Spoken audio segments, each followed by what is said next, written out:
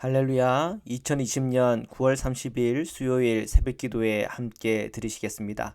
사도신경으로 저희 신앙을 고백드리시겠습니다. 전능하사 천지를 만드신 하나님 아버지를 내가 믿사오며 그 외아들 우리 주 예수 그리스도를 믿사오니 이는 성령으로 잉태하사 동정녀 마리아에게 나시고 본디오 빌라도에게 고난을 받으사 십자가에 못 박혀 죽으시고 장사한 지 사흘 만에 죽은 자 가운데서 다시 살아나시며 하늘에 오르사 전능하신 하나님 우편에 앉아 계시다가 저로서 산자와 죽은 자를 심판하러 오시리라.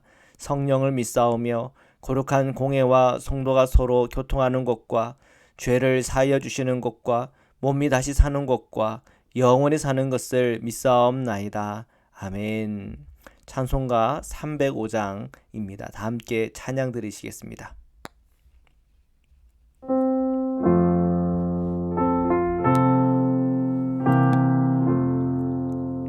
나 같은 죄인 살리신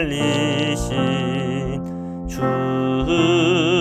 은혜 놀라워 어떤 생명 찾았고 광명을 얻었네. 큰 죄악에서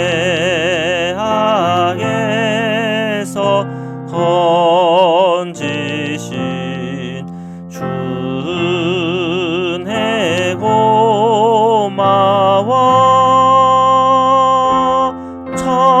처음 믿은 그 시간 귀하고 귀하다. 이제껏 내가 산 것도 주님의 은혜라. 또 나를 장차 본향에 인도해 주시리. 거기서 우리 영원히 주님의 은혜로 해처럼 밝게 살면서 주 찬양하리라.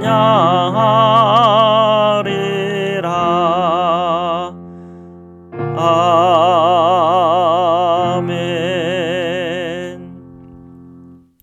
거룩하신 하나님, 오늘 이 새벽에도 저희들 정말 죄인이요 정말 부끄럽고 주님의 그 말씀대로 살아가지 못하는 연약한 가운데 있는 저희들, 주님의 그 십자가의 사랑과 은총 안에서 담력을 얻으며 주님 앞에 섰습니다.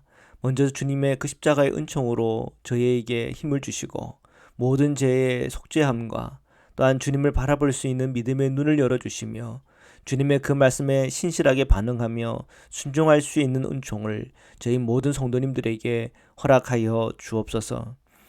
코로나19로 인한 염려와 걱정이 참 많은 시간을 보내고 있습니다. 그러나 그럼에도 불구하고 저희들의 그 마음속에 염려, 걱정, 근심을 거둬가시고 주님을 향한 믿음과 담력 허락하여 주셔서 이 모든 어려운 상황 속에서도 주님을 바라보고 의지하며 주님의 말씀을 붙잡는 은혜와 용기를 저에게 허락하여 주옵소서. 오늘도 주님의 말씀을 펼쳐 읽을 때, 묵상할 때, 그 말씀 들을 때 그 말씀을 통해 주님께서 힘을 주시고 그 말씀 속에 깨닫게 하여 주셔서 영적인 지식이 쌓이며 그 말씀을 듣는 중에 주님의 말씀에 인도함 받아 순종하며 나아갈 때마다 주시는 하나님의 놀라운 복을 저희들이 다 체험하고 경험하도록 역사하여 주옵소서. 오늘도 주님께서 함께 하심을 믿으며 거룩하신 예수 그리스도의 이름으로 기도드립니다. 아멘. 우리 하나님의 말씀을 함께 보시겠습니다. 예레미야서 39장 1절에서 18절 말씀입니다. 유다의 시드기야 왕의 제9년 열째 달에 바벨론의 느부갓네살 왕과 그의 모든 군대가 와서 예루살렘을 에워싸고 치더니 시드기야의 제11년 넷째 달 아홉째 날에 성이 함락되느니라. 예루살렘이 함락됨에. 자, 오늘 본문의 역사적 배경을 설명하고 있는데요. 시드기야 왕 제9년 열째 달 바벨론에 의해서 포위가 되었다는 거죠. 그리고 이 예루살렘이 시드기야 왕 제11년 넷째 달 9일에 함락되었다고 이렇게 기록이 되어 있습니다. 지금 시간법으로 계산을 하면 유대인들이 한 1년 반 정도 포위가 되었고 버티다가 결국은 바빌론에게 함락되었다는 것입니다. 3절입니다. 바빌론의 왕이 모든 고관이 나타나 중문에 앉으니 곧 네르갈사레셀과 삼갈레 부와 내시장 살스기민이 네르갈사레셀은 궁중 장관이며 바벨론의 왕의 나머지 고관들도 있더라. 자, 바빌론 왕의 모든 고관들이 예루살렘에 함락됨으로 그 성 안으로 다 들어온 거죠. 자, 그들은 정복자의 위세로 아마 들어왔을 것이고 지배자의 입장에서 그들은 그 성문의 앞에 앉았을 것입니다. 자, 4절입니다. 유다의 시드기야 왕과 모든 군사가 그들을 보고 도망하되 밤에 왕의 동산길을 따라 두 담 샘문을 통하여 성읍을 벗어나 아라바로 갔더니 이제 아마 왕의 비밀 통로였겠죠. 그래서 왕과 그와 함께하는 사람들, 귀족들 함께 그 비밀 탈출구를 통해서 예루살렘 성읍을 빠져나갔던 것 같아요. 자, 결국은 주님의 말씀에 불순종하고 또한 주님의 그 법을 버린 이 시드기야 왕과 또 초이 많은 친 애굽 성향을 갖고 있는 귀족들 그런 이제 추종자들은 결국은 이제 이렇게 도주하게 됩니다. 야반 도주를 하게 됩니다. 자, 이것이 이제 그들의 최후의 모습이고 참 안타까운 모습이겠죠. 5절입니다. 갈대아인의 군대가 그들을 따라 여리고 평원에서 시드기야에게 미쳐 그를 잡아서 데리고 하맛 땅 림나에 있는 바빌론의 느부갓네살 왕에게로 올라가매 왕이 그를 신문하였더라. 자, 이렇게 그들이 야반 도주에서 성공하면 또 뭐 좋았겠지만 결국 그것도 실패합니다. 이 갈대아인의 군대는 결국 바벨론 군사들을 얘기하는데 이 바벨론 군사들에게 결국은 잡혀서 이 바벨론 왕 느부갓네살 앞에 서서 신문을 받게 되었죠. 6절입니다. 바빌론의 왕이 림나에서 시드기야의 눈앞에서 그의 아들들을 죽였고 왕이 또 유다의 모든 귀족을 죽였으며, 자, 예레미야 예언대로 바빌론에게 항복하지 않았기 때문에 그에 따른 재앙들이 그대로 왕과 유대인들에게 임하고 있는 걸 봅니다. 자, 특별히 왕은 그 자녀들이 사실은 예레미야가 전하는 그 말씀에 순종했다면 그 자녀들도 살고 성읍도 불타지 않았겠지만 그 자녀들도 다 죽임을 당했습니다. 그리고 친애국 성향을 가졌던 그 귀족들도 다 죽임을 당합니다. 7절과 8절입니다. 왕이 또 시드기야의 눈을 빼게 하고 바빌론으로 옮기려고 사슬로 결박하였더라. 갈대아인들이 왕궁과 백성의 집을 불사르며 예루살렘 성벽을 헐었고, 자, 왕은 두 눈이 뽑히고 사슬로 결박되어 바빌론에게 옮겨지고 있어요. 그리고 예언대로 예루살렘 성벽은 다 헐리었고 또 삶에 터져 있는 그 집들도 다 불에 탑니다. 이것이 곧 불순종한 이스라엘의 최후의 모습인 거죠. 9절입니다. 사령관 느부사라단이 성중에 남아있는 백성과 자기에게 항복한 자와 그 외에 남은 백성을 잡아 바벨론에게 옮겼었으며, 자, 하지만 예레미야의 예언대로 바벨론에게 항복한 이들은 바벨론의 포로로 잡혀갑니다. 자, 이것은 이제 2차 포로라고 할 수 있겠죠. 자, 결국은 주님의 말씀대로 순종하며 나가면 거기에는 살 길이 있지만 자기의 고집, 자기의 자존심, 자신의 교만, 자신의 생각이면 붙들려 있으면, 그리고 하늘의 음성, 주님의 그 인도함을 받지 못하면 살 길은 막힙니다. 그러나 반대로 주님께 순종하는 자들은, 또한 겸손과 진실함으로 반응하는 이들은 살 길이 열립니다. 10절입니다. 사령관 느부사라단이 아무 소유가 없는 빈민을 유다 땅에 남겨두고 그날에 포도원과 밭을 그들에게 주었더라. 바빌론 사령관 이 느부사라단은 빈민들, 예루살렘 안에 있었던 이 빈민들에게 유대인 안에 있던 그 땅들을 나눠준 겁니다. 포도원 밭을 나눠줬어요.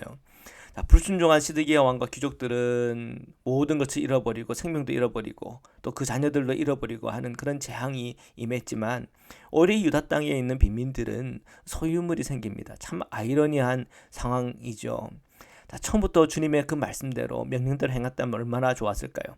그러나 주님의 말씀을 믿지 않는 거죠. 그 미래에 펼쳐질 상황이 이런 장면이라고 하는 것에 대한 믿음이 있다면 그들의 생각과 또한 그들의 결정들이 다 달라졌겠죠. 참 안타까운 일입니다. 자, 그랬다면 성도 불타지 않았을 테고 그 집들도 불타지 않았을 테고 그 소유물이 또한 이렇게 허무하게 이렇게 잃어버리게 되는 그런 일도 없었을 것입니다. 그저 스스로 이 모든 환란을 극복할 수 있다. 자, 그런 생각이 잘못된 판단을 일으킨 거죠. 물론 우리에게 하나님께서 의지를 주셨고 지혜를 주셨고 힘도 주셨기 때문에 우리가 스스로 해낼 수 있는 것들이 참 많이 있습니다. 자, 그러나 모든 것이 내 스스로 다 될 수 있는가? 그렇지 않은 게 참 많죠. 때로는 사람의 도움이 필요한 것도 있겠지만 대부분 하나님의 도움이 필요합니다. 그래서 우리가 하나님을 의지하고 주님께 기도하며 주님의 말씀을 통하여 주님의 마음을 깨닫고 알아가는 것이 굉장히 중요한 것입니다.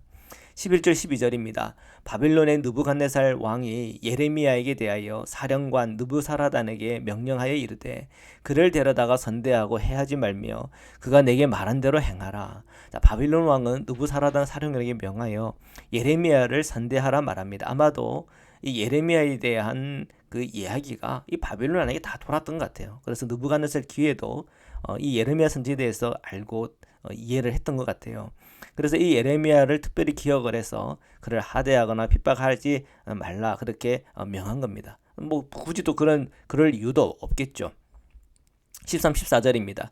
이에 사령관 느부사라단과 내시장 느부사스반과 궁중장관 네르갈 사레셀과 바벨론 왕의 모든 장관이 사람을 보내어 예레미야를 감옥들에서 데리고 사반의 송자 아히감의 아들 그다랴에게 넘겨서 그를 집으로 데려가게 하매 그가 백성 가운데 사니라.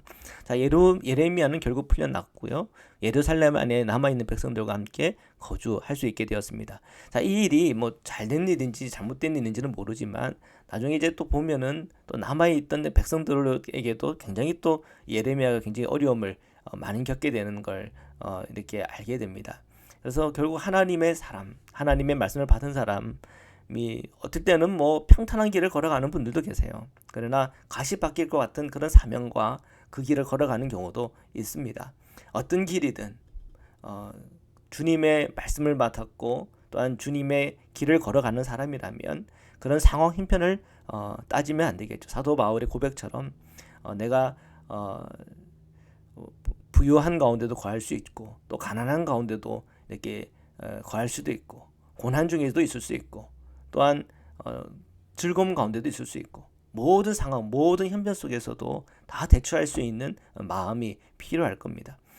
부한 가운데 또는 평안 가운데는 늘 겸손함을 유지해야 되겠지만 또한 고통 가운데는 인내함 속에서 그것을 한 걸음 한 걸음 나갈 수 있는 정말 겸손과 또한 지혜들이 정말 필요한 것입니다. 자, 15절 16절입니다. 예레미야가 감옥들에 갇혔을 때에 여호와의 말씀이 그에게 임하니라. 이르시되 너는 가서 구스인 에벤멜렉에게 이르기를 만군의 여호와 이스라엘 하나님의 말씀에 내가 이 성에 재난을 내리고 복을 내리지 아니하리라 한 나의 말이 그날에 내 눈앞에 이루리라. 자, 주님은 예레미야에게 그가 구덩이 진흙창에 있을 때 구해준 에비멜렉에게 주시는 말씀을 예레미야에게 주십니다. 자, 먼저 주님의 이 징계는 결국 이루어진다. 그러니까 이 예루살렘에 대한 이 역사적 종말에 관한 주님의 그 말씀은 결국 이루어진다라는 말을 서두에서 이렇게 말씀하시고 17절에 이 에비멜렉에게 주시는 말씀, 복에 대한 말씀을 주시죠. 자, 17, 18절입니다. 여호와의 말씀이니라 내가 그날에 너를 구원하리니 내가 그 두려워하는 사람들의 손에 넘겨지지 아니하리라. 내가 반드시 너를 구원할 것인즉 내가 칼에 죽지 아니하고 내가 노략물 같이 내 목숨을 얻을 것이니 이는 내가 나를 믿었음이라 여호와의 말씀이니라 하시더라. 주님은 예루살렘이 망하는 그날 오히려 예레미야를 구한 에비멜렉에게 에베멜렉에게는 구원을 줄 거라고 약속하세요. 자, 그 이유는 예레미야를 구한 공로는 아니에요. 물론 이 구하라고 한 명령을 한 것은 시드기야 왕이었잖아요. 근데 이제 그 과정 속에서 그가 예레미야가 참 선지자라고 하는 것을 좀 깨달았던 것 같아요. 그래서 주님의 말씀대로 살아야 되겠구나. 그 말씀대로 행해야 되겠구나. 그 말씀대로 결정해야 되겠구나 하는 그 마음에 있었던 것 같아요. 주님은 그 마음을 보고 그 믿음을 보고 그의 목숨을 건짐을 받을 거라고 하는 그 큰 은혜와 생명의 약속을 그에게 해주는 거예요. 자, 공로가 아니죠. 뭐예요? 주에 대한 말씀에 대한 신뢰요 믿음입니다. 자, 믿음이 우리를 구원하는 겁니다. 이 믿음이 있기 때문에 우리는 바른 주님의 그 길을 결정하는 거죠. 믿음이 없으면 늘 우왕좌왕하게 되고 믿음이 없으면 주님의 길을 행할 수가 없습니다. 믿음이 있어야 주님의 길을 행하게 되고 믿음이 있어야 주님의 그 말씀을 듣고 순종할 수 있는 그 힘이 또한 그 은혜가 우리에게 임하는 것입니다. 사랑하는 성도 여러분, 오늘 말씀을 우리가 묵상하면서 그 믿음, 주님을 향한 믿음, 예수 그리스도에 대한 그 믿음이 우리 안에 날마다 확신처럼 임하고 또한 그 확신 가운데 주님의 말씀에 순종하고 또 주님의 길을 행하며 성령의 인도를 받아 나갈 때마다 주시는 생명의 역사와 또한 채우시는 역사와 또한 주님께서 주시는 형통이 저와 여러분에게 충만하시기를 주님의 이름으로 축원합니다. 말씀으로 기도드리시겠습니다. 사랑해 주님 감사합니다. 저희 성도님들 오늘도 하나님의 사랑과 은총 안에 있게 하시고 주님의 말씀을 읽고 묵상하는 중에 그 말씀이 깨달아지고 그 말씀으로 순종하며 나갈 때 주시는 하나님의 복을 허락하여 주옵소서. 하나님의 말씀을 저버리고 내 생각, 내 방법, 내 교집 그리고 내 교만대로 살아갈다가 망하는 일이 얼마나 많은지 모르겠습니다.